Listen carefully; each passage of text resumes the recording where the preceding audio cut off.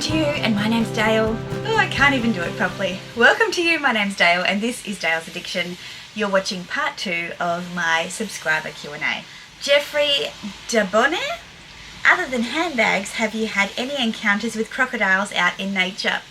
Yes, I have, actually. I've encountered crocodiles in several different locations. The first time I met a crocodile was in a crocodile park in far northern Western Australia, which I referred to in my part 1. And it was a crocodile like coming out of its egg. And really interestingly, crocodiles, they have the yolk of the egg attached to their belly for a while, like an outer placenta, but it's stuck to them for a bit. So that was really interesting, and they make these really cute noises. Then I've come across a crocodile in captivity, which would have been about, I don't know, as long as, a metre long, and it had its little beak. Is it a beak? Its mouth. It was taped because it had really sharp teeth, and it was being used for the purpose of educating us about the top of them and how those little, technical term, raised bits help them glide through the water and remain unseen by predators. Pretty cool.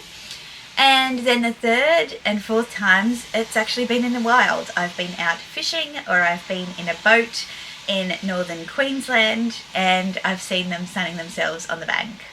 And when you're the person who's nominated to pull up the crab pots, it's always something that you think about. Can a crocodile just launch out? But the reality is crocodiles watch their prospective prey for a long, long time to make sure that all the effort they put into launching themselves out of the water is going to result in winning the prey. They don't want near misses. So most of the time they're not impulsive like that unless they're under threat. Crocodiles are amazing, amazing creatures, and they've evolved through, thousands of years. So all respect to the crocodile. Lisa from Luxury and Life in the Middle, a fellow YouTuber. Do you think you'll find it hard to add regular leather pieces after all of the new exotics? Good question. I think I will expect more from my regular leather pieces, Lisa, like buying these metallics with this crinkled finish, obviously the exotics. I've still got my capucine down here in the Tyrolean leather, so bull's leather. I am being drawn more so to texture. I mean, I've always been a texture girly, but I guess I'll be looking for things that are really lovely to the touch, but also really interesting on the eye. So it's possible, but I never thought that I would have so many exotics, and I think the reason I do is because the texture and colour of these ones in the bag styles, it's been a tick in all of those criteria. Yeah, if a regular leather bag can offer me texture, colour, style, I'm there. Skyly05, do you have other collections, and what did you buy or collect before bag? I only call my handbag a collection because it's, because it's a bunch of items that do the same thing. On that basis, I would call my shoes a collection, I would call my blazers a collection, but I don't, there's no rhyme or reason to what I select. It really is just purchases of the heart, things that I'm drawn to. I really have to say I don't collect anything. Everything that I have, jewellery, what have you, it's all random bits. I'm kind of like a bowerbird. There's a randomness to the things that I'm drawn to. I went through a stage of buying vintage little platters and things from an interiors homeware shop here in Australia, and on Instagram they will do these sales and they post them, and so I've been buying those, but I wouldn't say I'm collecting them. Yeah, collecting is not something I do, and it's something that I tend to, like physiologically, it gives me the icks because it feels like I'm locked into something, and it feels very restrictive for me. So I don't like it. I don't like it. Jade Lotus Bell, what's your thought process or key considerations before deciding to buy an expensive luxury bag? Oh, look, it's very, very simplistic. Do I love it? Do I love it enough to spend that on it? Does it fit in my wardrobe? These are questions that I can answer really easily now because my wardrobe has been detoxed. So everything in here goes with everything. It's all my colours. They all fit me. They all look good on me. I feel good wearing them. So those kind of 3 criteria. I guess one that I would think about more now, given the fact that I have sold some bags on because they've kind of been duplicated, is this a duplicate for something else that I currently have? And if so, am I prepared to buy it anyway and see which one wins? Which one I'd pick up more? And the answer to that question mostly is yes, because I'm more adventurous. So I'm happy to accept the risk associated with having duplicates and potentially letting one go, which is what I did with my Lady Dior in wicker recently, because I'd bought that Capucine in wicker and yeah, I knew which one I was picking up more, and no regret. Victoria.emma.b. What has surprised you in your style journey that you never saw coming or thought you would wear? Not a lot. I mean, I'm still not wearing crop tops. I'm still not wearing super revealing clothes. I'm still not wearing Crocs or Birkenstocks. I don't know, maybe the fact that I have found, and I say this wearing probably my most basic outfit that, you know, that I would wear, I've found my way in wearing fun, colourful, whimsy clothing in all aspects of my life. So it's not something I wear out for lunch on the weekend. It's every day. It's wearing it to work in a corporate environment. It's wearing it out for dinner with my husband. It's wearing it on holidays during the day. It's wearing it going for lunch and shopping. It's all the time. I don't have different personalities for the different elements of my life. So I think that's probably been surprising to me. I think you kind of come through your life being told that you've got to show up like this here and this here and this here, and I don't do that anymore, and yeah, I think that's been probably the most surprising thing.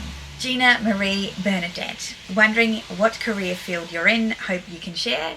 Yes, I work in leadership development primarily. The role that I'm in at the moment, I lead a team in learning and capability and also in talent acquisition.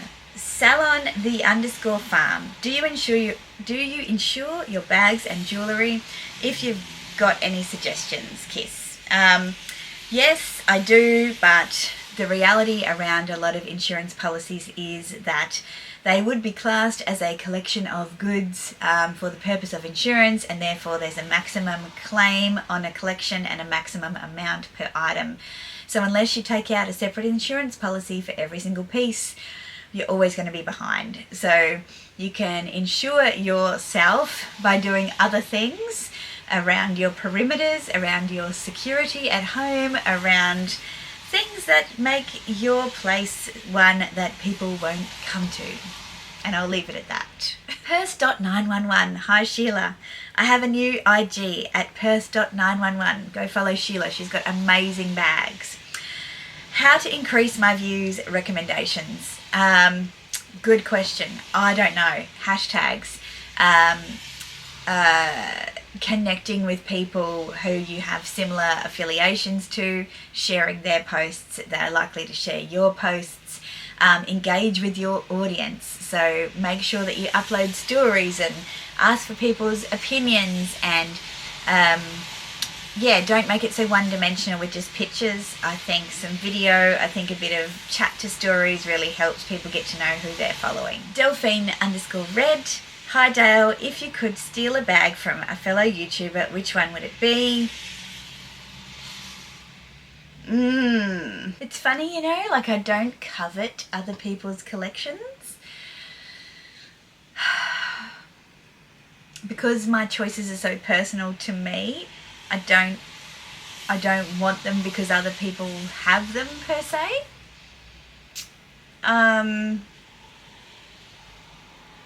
Look, this could be a combination, and this is telling you something.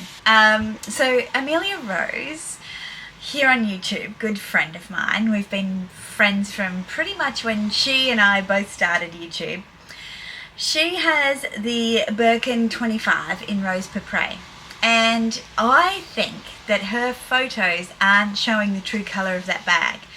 And I say that now because another friend of mine who's not on YouTube just picked up a beautiful, she said, rose purple. And I'm like, would that be the same as rose purple?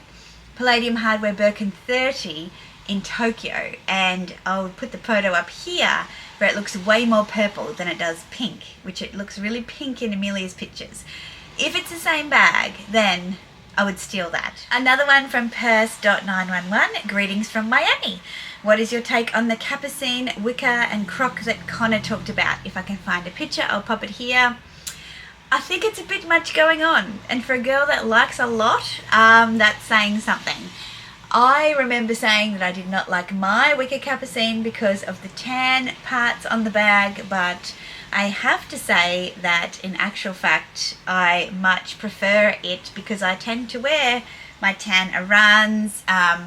It blends effortlessly into all of my different floral dresses and things, way better than I think some of these croc ones would. So for me, the croc just makes it more busy. I'm not a fan. The Katie Danger, hello, the best reels ever on Instagram. Do you choose your outfit or your bag first? It depends. Like a question that I answered previously. If a bag is calling me and says, hey, pick me, you haven't picked me forever, then I will design an outfit around the bag. Other times it's what am I wearing, and I'll be trying to figure out which bag works best. I've said it a bunch of times, I don't like my bags necessarily to be a pop of colour in my outfit.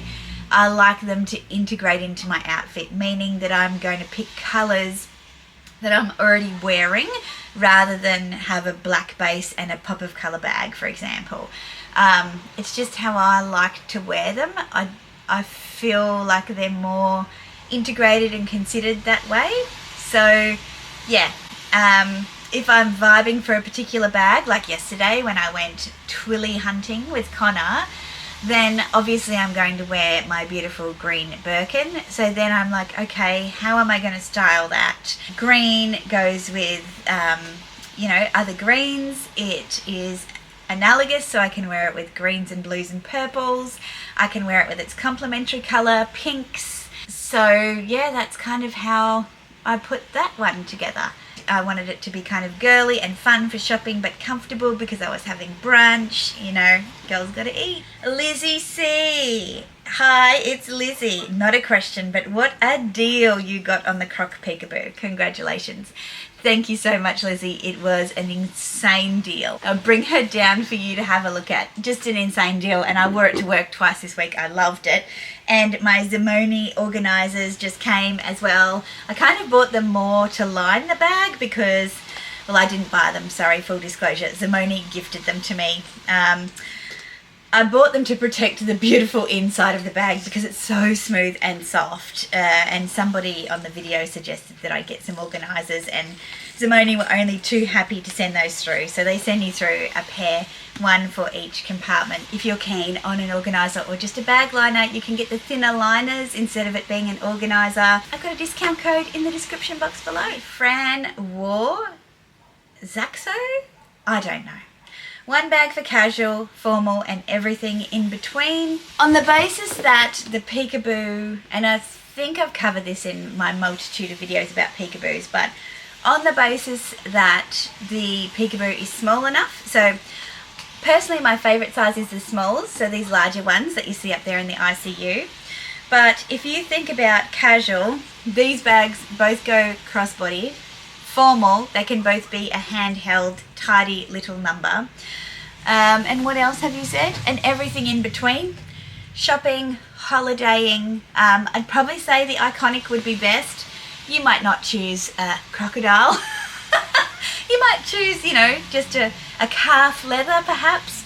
But this bag holds so much. If you watch my unboxing, which I'll link in the description below, it holds everything you need. You can add different straps to change it up and make it look more casual.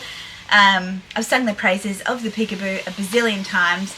If this more structured, smaller style is more your vibe, this is the Iconic, this is the petite in the ICU. One's a little bit more squishy, One's a little bit more rigid and structured. I think it does everything. Cat_HK_or. What's the worst thing you have ever put in one of your luxury handbags? That is a good question. A bottle of wine? I might even have the picture. I'll pop it here. I was at a food and wine festival and I ran out of hands to hold the food, and I had my Prada tote, and so yeah, I put a bottle of wine in. Lauren, team with the theme. Are doves white pigeons, or are they different? That is a brilliant question. I am not a study of the avian kind, but I would say they're different. Same but different. Okay, Georgie's got a bunch of questions. If you could pick one piece of jewellery from VCA, what is it? It's a hard one because it's not really my vibe at all. If they had teeny tiny little earrings about the size of my Canterbury butterflies, maybe I'd try the little Alhambra earrings in the teeny tiny size in, say, like a mother of pearl or something. But otherwise, nothing really floats my boat. She also asks, have you officially crossed over to pre-loved / online dollar hunting, bargain hunting? You're welcome. So Georgie has helped me source a few cool things. She is on a mission in terms of finding luxury at the best price possible. That includes brand new and pre-loved. And I haven't say I've switched, but I don't just jump in and buy now. I definitely look around and see what's on the market and what I can get for what kind of price in what condition. So you have definitely influenced me, Georgie. What trends do you love / hate right now? I hate that everything is a reinvention of something that's come in the past. Like, as much as I'm a 90s gal, and every era has its, repeat, I just think, particularly the luxury houses, like, where's your imagination? What are you doing that's different instead of like reinvigorating and dusting off pieces from the past? And Louis Vuitton's especially guilty of this. Dior are just about to release, Galliano inspired New York to Paris newspaper print edition and old bowler bags, and I'm just like, oh, come on, seriously, like, where is your originality? Whilst there's some fashion pieces I love, like the other day I saw these girls in the city and they were all wearing their low slung wide leg pants with their crop tops and what have you. I'm like, it's cool, but it'll pass, like, I've invested in some Palazzo jeans because they look good on my figure, so I feel like they will survive the trends, and they work in my climate because they're quite light, so I can wear them with sandals, I can wear them dressed up for work, I can wear them really casually with sneakers. But yeah, I really don't like trends per se. I prefer things that I can see will have a life beyond this moment. Your favourite Holy Grail perfume? You can only pick one. I have to say that one of the biggest treats that I have in my perfume selection is my Louis Vuitton Stellar Times. It's very expensive. It is the most beautiful balance of feminine, but also it's balanced with some more masculine lower notes, bottom notes, top, middle, bottom. I don't know what the technical terminology is, but I love it. I think it's a beautiful, beautiful scent, and I picked up another bottle when I was in Paris so I could get it duty free. And yes, I think it sits around 880 Australian dollars. It's quite expensive. If you were offered a mini Kelly, what coloured hardware, etc.? What colour and hardware, etc.? When I was in Paris, I asked for a mini Kelly and I said in a beautiful feminine colour, no neutrals, and we know how that story ended. So if I was able to ask again and receive it, I think I've said, and it was before I got this beautiful fuchsia crocodile peekaboo, I think I said an ostrich fuchsia colour. with palladium hardware. Now that I have both my Galusha and my Crocodile, should I get an ostrich to complete the trio? Yeah, probably not. That would probably be a waste. Minnie Kelly. I don't know, do they do metallics? I don't know enough about Hermes to ask. Or to say, maybe a metallic of some description? That would be cool. That would be a cool vibe. Like, I imagine a gold kind of ombre lizard metallic Minnie Kelly. That's what I'm just gonna put it out there. With like that champagne gold hardware. Let's just see. Anything's possible, right? Any plans for travel? No solid plans. Still throwing it out there that I want to go to Paris at the back end of the year, but we'll see. We'll see. We have a bunch of big financial decisions that we are contemplating at present, and that might throw that one into a spin. Eileen. Hello, Eileen. What is your favourite piece of luxury advice? It's probably not to ask other people what they think of the pieces that you're contemplating. At the end of the day,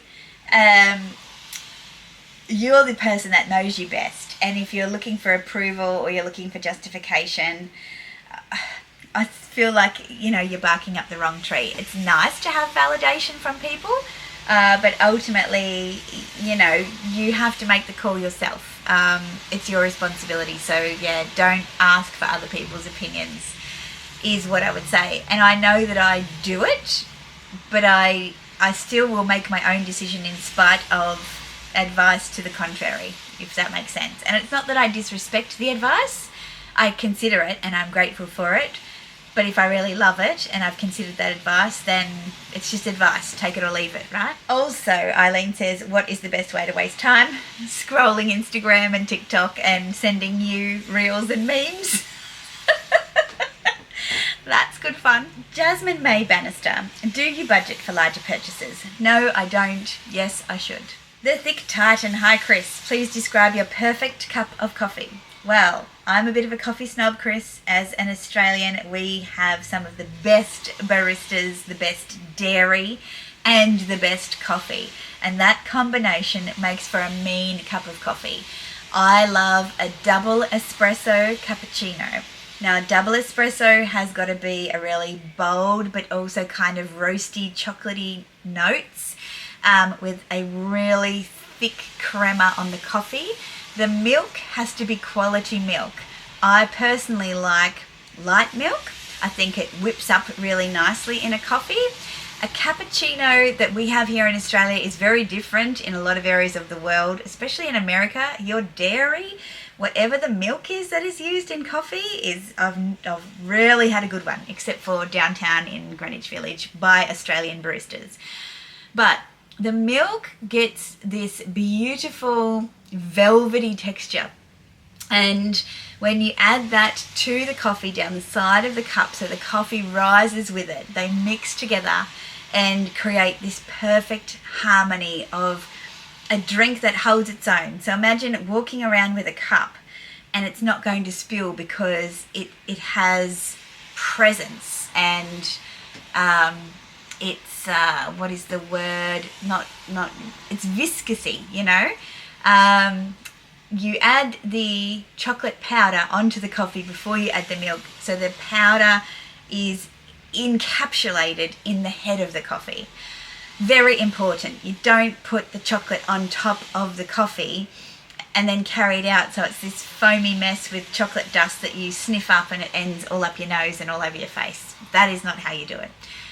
That is the perfect cup of coffee, and I like my coffee served in a low, wide cup. I do not like mugs. I hate a mug. A mug to me is for mugs. It's got to be in a cup. Even if it's the size of a mug, it still has to be a cup. You asked for it. Sorry. Chris also asks, what's the longest flight you've ever been on? It would have been, I would say the longest flights, yeah, they're about the 14 to 16 hour mark, either from Yeah, single flight, 14 to 16 hours. So pretty much from the east coast of Australia to Los Angeles is our connection through to New York, or through Dubai, our connection through to Europe, or Hong Kong. Yeah, it all kind of gets split between 6 and 7 hours for the second leg, and 12, 14, 16 hours for the first leg. So yeah, that's pretty normal for us Aussies. There is a 17-hour direct flight from Perth to London, and I think seasonally it's offered to Rome. I don't know if I could do that one. I just think, how could I be locked in a cage with people for that long? But it's really only 3 hours longer, and it's more direct, so it's more efficient. But I've got to fly 5 hours to get to Perth to do that flight. So I feel like, no, I won't do that. What's the last thing you bought on Amazon? Well, if you catch my upcoming vlog, if it's not already been posted, it was this amazing Greek spit dish. So it's a dish that you twist in like a skewer, you add meat and you cook it in the oven. Great tool for the kitchen, amazing, delicious food, and I've covered it in my vlog that, as I said, is coming up. _CH4CH_ Conrad's Closet consigning fee, please. I don't know what it is. I just tell him what I want, and then he prices it and then sends me the money. So if you're interested in consigning at Conrad's Closet through Connor, I'll leave his details in the description box and he will give you a quote. XIA ORU 4250. What is next hunting list? What is the next hunting list? I don't hunt. I find that I could spend too much time looking for something that potentially won't live up to my expectations. There are things that come up from past collections that I love. I have to say I'm still really interested in a medium to large size peekaboo in the right colour combination, in the right condition. Connor says to me, why would you want to buy someone's smelly old peekaboo? Because I do. I don't want a smelly one, but I do want a big old sloppy peekaboo. So yeah, that's something that I'm still kind of impartial to, but I'm not actively looking for it because my money tree has run out. Liv_4. What would your next made to order be from Fendi if you do another one? Good question, Liv. A peekaboo. I would do a peekaboo small, so like my metallic one and the violet one, in some exotic finish. A good a good friend and subscriber of mine made her beautiful made to order in blue Crocodile, and it's just stunning. I don't know if I could afford to do it in Crocodile, but yeah, I would love an opportunity to do a small peekaboo ICU for sure. Leslie Adina. Hi Leslie. Leslie just celebrated 4,000 followers on YouTube. Congratulations. If given the chance and forced to do an Hermes special order, what would you go for?